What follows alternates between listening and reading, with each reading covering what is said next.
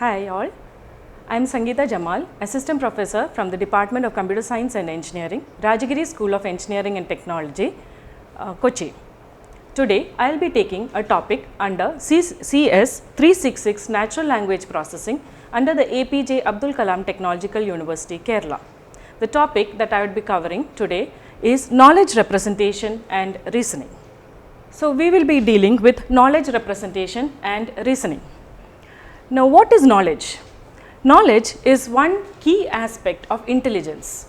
A person intelligent would have some kind of knowledge and we need to store this knowledge. The computer has got memory, but how do we store the natural language in a computer? That is what we will be dealing here. So, we need to understand how we can store the natural language inside a computer and what are the methods that can be used to store it. So, basically for a knowledge representation which needs to be put inside the computer, we need to have representation adequacy, that is the topics or the natural languages that we humans speak has to be represented properly. All the facts, the knowledge that that particular sentence has to be captured properly. There should be a well defined syntax and semantics for this. We cannot randomly generate any new formulas for each and every sentence that we speak for a natural language. So, it should be clear and precise and it should be easy for us to use it. Now, a knowledge representation consists of basically two things. First is the knowledge base. So, knowledge base is where we keep all the data of the sentences of the knowledge which is called as the knowledge base. The second thing that we have to have is an inference. The inference techniques actually take these particular sentences from the knowledge base and derive or come to a conclusion of what these sentences or facts which were given in the knowledge base is actually about. So, logical inference. Logical inference is used to create new sentences from the already existing sentences which has been given in the knowledge base. For an inference to be sound, we can say that this particular inference is sound if for every sentence that is present in the knowledge base, we follow it logically with a true sentence. And it is said to be complete if for every expression that is logically present, we can entail the knowledge base. Now, what is entailed will be given shortly. For a knowledge representation, we cannot randomly give any particular sentence in the knowledge base. A sentence which is given in the knowledge base should be a valid sentence. A valid sentence is something that is true under a particular condition. Now, these conditions can be negative or positive. For example, a sentence like it's raining. It is raining or it is not raining. These two are true facts. So, this can be put inside the knowledge base. Sentences which contradict cannot be considered as a true sentence, and so we might have some kind of a contradictions later on in the knowledge bases. So, we cannot put these as true sentences. For example, we cannot have a condition where we say that it is raining today and it is not raining today. So, both contradict each other, either one of them should be true. So, this sentence it's raining or it's not raining is true, but whereas if the sentence is it's raining and it's not raining is false. So, it gives us a contradiction. Now, what exactly is entailment? When we say that P entails Q, P can be a particular criteria of the sentence which entails Q. We say that this is how an entailment is written. We can say that if P is true, then Q automatically will be true. So, whatever models we apply for P will also be applicable for Q. Now, to understand the natural language requirements, we have many inference techniques. The first one is deductive forms and the other one is non-deductive form. Now, deductive form is a method where a logical notion of entailment is present. That means that if you are given a set of facts, based on these facts we come to a conclusion. For example, consider I am a lecturer who is going to take a class at 10 o'clock in the morning tomorrow, and it takes me around 1 hour to reach from my house to the college. So, I can deduce from that I have to start by 9 o'clock to reach my college at 10 o'clock to take the class. So, that is called as the deductive form. The next one is non-deductive forms. There are many different types of non-deductive forms. The first one is inductive inference. Inductive inferences are learning generalities from examples. That is, from the surrounding we come to a conclusion. It might be true, it might not be true. That is why it is called as non-deductive. So, for example, you go to a coffee shop and you need to order something, you are new to that area. So, what we usually do is we see the surrounding, what are the people eating, how the kind of food they are eating. You see that there are a lot of people who have taken sandwiches. So, it is a natural tendency that you consider that sandwiches are something that is fast moving in this restaurant, and so you can buy it. So, you can order it. That is inductive inference. Now, abductive inference. Abductive inference can be which involves based on some kind of fact that you have, but need not always be true. For example, a judge asking a person, a defendant, about some kind of situation that he has been brought up to this particular situation. So, he might be asked like whether were you present at the crime site or anything like that. Now, the defendant might actually be a person who has come first time to a court. He might be scared, he is not actually a criminal, but the way he speaks, the judge can assume that this person is a criminal because he is not actually answering the question that was asked to him.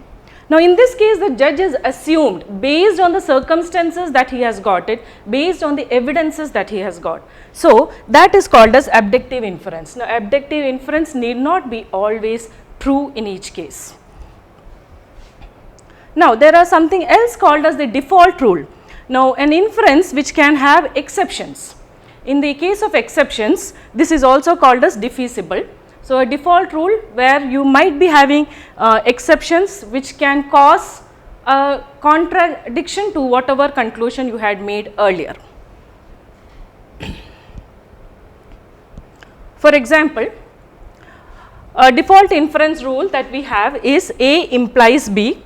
It means that if the condition A is true, then the whatever is the result B, if we cannot prove that negation B is true, then it means that B is true.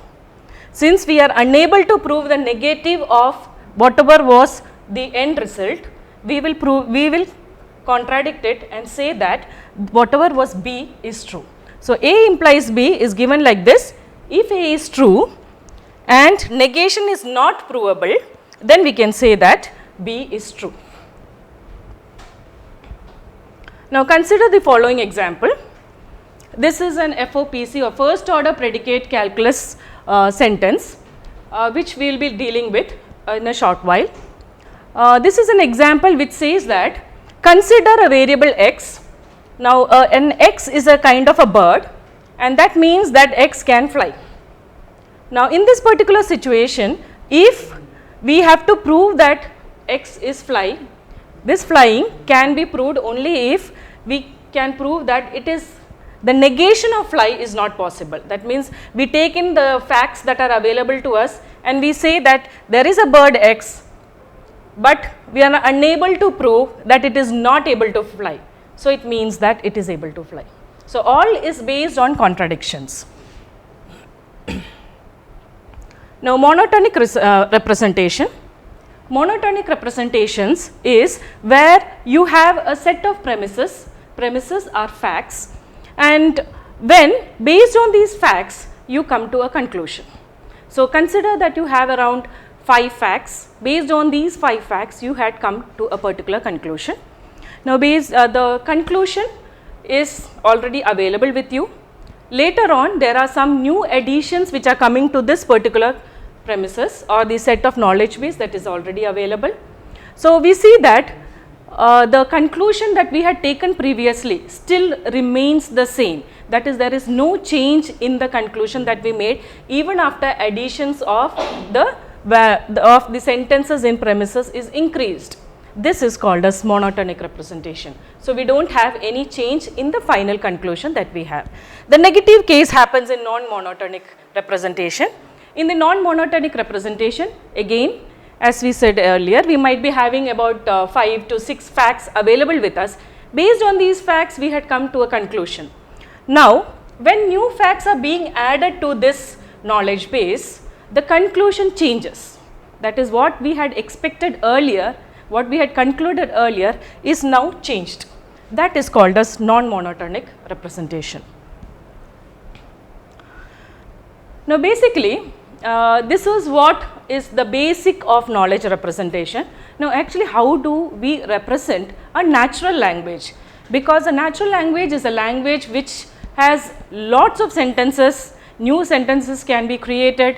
It might be very difficult to store all these sentences in the system as such, and based on these sentences we need to infer later on some kind of a conclusion.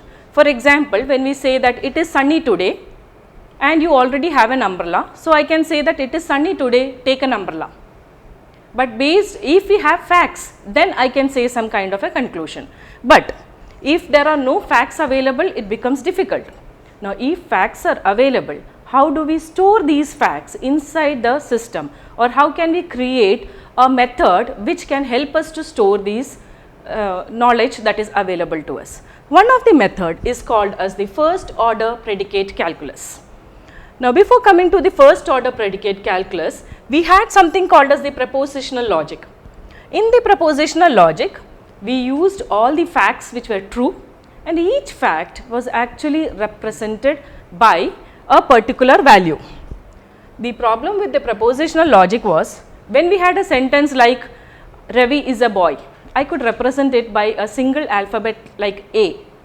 When I represented the next sentence, I could represent it as B or any particular word. Now, the problem which occurred later on was, we had too many values which were called as A, B, C, D, E and so on. From this, how do I actually come to a conclusion that there was a boy Ravi in my first sentence, there was somebody else in my next sentence and so on? That had become a little problematic. So, deducing new facts from the existing fact also became problematic, until and unless the sentence was as such used in my next case. So, we started using something that was called as the predicate logic, which is the method that is used in first order predicate calculus. Now, what is predicate calculus? In this particular predicate calculus, we use the sentence, the main words of the sentences, the terms, the constants, the values in the sentences, and create a small calculi method or lambda calculus method or propositional method, which could help us to create a shorter version of the sentences. Now, let us see what is there in the first order predicate calculus. In the first order predicate calculus, we have got objects. Now, why do we take objects into consideration is because all the sentences in the real world we consider now in the terms of objects. So, we have values like people, houses, numbers, etc., which can be considered as objects. We have relations which can be taken into consideration. We have some functions. Now, in the predicate, in the first order predicate calculus, we have two things which can be a slight confusion, the relations and the functions. In the relation, it will be like brother of. So, we can have Ram is the brother of Ravi. So, brother of can be a predicate term which can be used over there, and function, in function is something that is solvable and will give you a result based on something like greater of 2 and 3. So, whichever is greater, the 3 value will be returned over there. So, the elements of the first order predicate calculus are based on the methods that is described over here. The first one is, we can have a basic atomic formula, we can have a formula which can be connected again with a formula, we can have a quantifier variable along with the formula, we can have a negation of the formula, we can have a formula within the bracket. An atomic formula can be something which is written with a predicate and any number of terms inside this predicate. A term can have a function with any number of terms within it. It can be a constant and it can also be a variable. There are some connectives which can be used in an FOPC. The connectives that we can use is and, or, and implies. There are some quantifiers which we can use for all and there exist, and some constants like the name of people, the name of any object, variables where we can denote it by x, y, z, etc. Predicates. Predicates are terms which will actually help us understand that particular meaning or relation between the terms, and some functions which I said can actually derive to a particular value. Now, these are some of the examples which I have given here again. So, constants can be a value A, B, Maharani, Harry, etc. Functions can be location of Maharani. So, the location of Maharani can be a value. There can be variables. There can be relations. Relations like Maharani serves vegetarian food. So, there is a relation that Maharani is a vegetarian restaurant and it will serve us vegetarian food. We can have atomic formulas, that is the basic formulas. We can have complex formulas which can be connected together by the connectives and, or implies.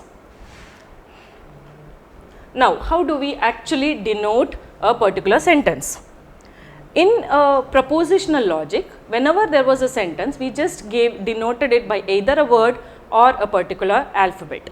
But here, we give it a little more meaningful words. So, here there is a sentence which actually says, Ravi likes to eat X. Now, here I have not exactly given what is X, but X can be anything that Ravi likes. So, X can be in future changed to like cakes, ice creams, maybe dosha, any other food that he likes. So, what is actually the word that we write here is actually the predicate. It can be a function or a relation. Ravi is a constant value that I have used here, and X is actually a value which is a variable which can change according to the result that we are getting from a particular scenario. So, Ravi likes to eat chocolate. Now, here I have been given that Ravi likes chocolate. So, instead of X I have given the value chocolate. So, Ravi likes to eat chocolate. Now, if Ravi likes to eat chocolate, he will buy chocolate. So, here I have given Ravi likes to eat chocolate. Okay, so, this is how we read it. We read the first term and then we read the predicate or the functional terms and then the last term.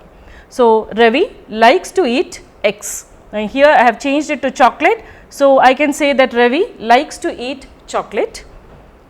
In this case, it says that if Ravi likes to eat chocolate, then he will buy chocolates. So, Ravi will buy chocolate. Since Ravi has already been denoted here, we can give the value Ravi, though it was written as he in the sentence. Now, all the connectives that we are going to use, here actually use the and or implication sign that we have already studied in the logical operations. So, the same conditions are being followed in this particular scenario. Now, one thing that is more important and which was a problematic problem in the propositional calculus was the use of quantifiers. That is, it does not differentiate between all and for a particular instance. Consider for all mangoes, so all is there. Instead, I can say there exists one particular mango. There is a slight difference between these two. So, in a propositional logic, we could not actually differentiate between these two, but that could be done in an FOPC. So, here for all is written by this particular symbol, and there exists, which is for a particular instant, is given by this particular symbol. So, let us just see an example. A restaurant that serves Italian food near SBI 1. So, I want to find a restaurant which serves Italian food near SBI 1. So, the thing that we have to take into account is we need a restaurant which is a value that the name of that particular restaurant is not actually given to me. So, I am going to take an X value there, and that X value should be serving me Italian food, and that x value should be near a location which I have given here as SBI1. So, the result would be there exists a particular restaurant x. So, I am giving an x variable, that x I am already saying that it is a restaurant and that x actually serves Italian food, and the location of x should be near the location of SBI1. So, if you consider all this together, it gives me this particular sentence. So, in this scenario, if my x term is later on replaced by a particular value, that particular value can be written in that location. Similarly, this was for a there exist case. Now, let us see an all case. All vegetarian restaurants serve vegetarian food. Now, here I want every vegetarian's restaurant details. So, for that I have to use the for all x. So, for all x vegetarian restaurant, and here x is every vegetarian restaurant, whereas x here is for one particular restaurant. Now, here this implies that if x is a vegetarian restaurant, it would serve me vegetarian food. So, similarly, Ravi likes to eat anything with chocolate. So, we can say that x for all x, x is something which is made up of chocolate, so has chocolate. These terms can be any word, it need not be exactly of how it is written over here. I could just write chocolate, I can write has chalk, anything that will come here, and this implies that Ravi likes to eat chocolate. Okay. So, here x is something that is having chocolate. So, Ravi would like to eat a chocolate, something that is made up of chocolate. So, Ravi do not like to eat some kind of food with celery. So, x is something that has celery and he does not like, this is the negation symbol, and he does not like to eat that particular kind of food. Here we have every person, so every x, and certain kinds. So, there is some instances, so there exists y. So, x likes to eat y. So, based on these facts which are already given, we come to a conclusion, an inference can be made, and one of the rules that we have here is called as the modus ponens rule. That is, we have conditions here, vegetarian restaurant. Okay, I am giving a particular name to my vegetarian restaurant or any sentence, and I have a sentence which says that if the first value is true, then it means that the second value is also going to be true. So, at the end, from these premises or facts, I derive to the conclusion that the part which is on the right side of this implication sign is true. So, here it is x serves vegetarian food. So, I am going to substitute my value here into this. So, Arias is the term that I have used here, which gets substituted to x, and so my final result would be that particular restaurant serves vegetarian food. Based on these inferences, we can have actually many different new systems are derived with forward chaining like production systems, and backward chaining we use it in Prolog programming languages. So, this was basically the knowledge representation that and how we can deal with representing the knowledge, and we also studied one of the method of representing this knowledge, which is called as the first order predicate calculus. The references that I have been using is from James Allen textbook, Natural Language Understanding and Speech and Language Processing by Juravsky and Martin. Thank you.